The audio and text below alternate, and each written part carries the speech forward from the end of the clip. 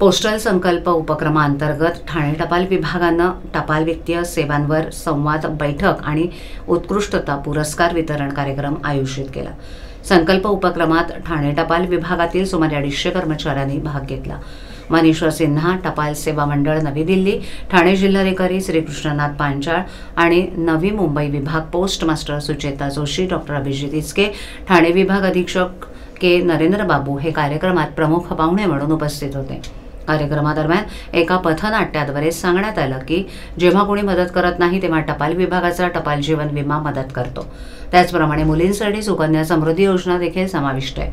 आज 10 शालेय मुलींना सुकन्या समृद्धी योजनेचा लाभ घेतला आणि त्यांना पासबुक वाटप करण्यात आलं। या प्रसंगी कल्याण, अंबरनाथ, भिवंडी, नवी मुंबई, वागळे, बदलापूर, ठाणे येथील पोस्ट ऑफिस प्रमुखांना ट्रॉफी आणि पदकं देऊन सन्मानित करण्यात आलं।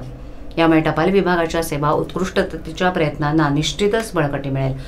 फील्ड असिस्टंटना postal life insurance, savings bank सेवा आणि इतर आर्थिक उपक्रमांवर मार्गदर्शन करण्यात आलं।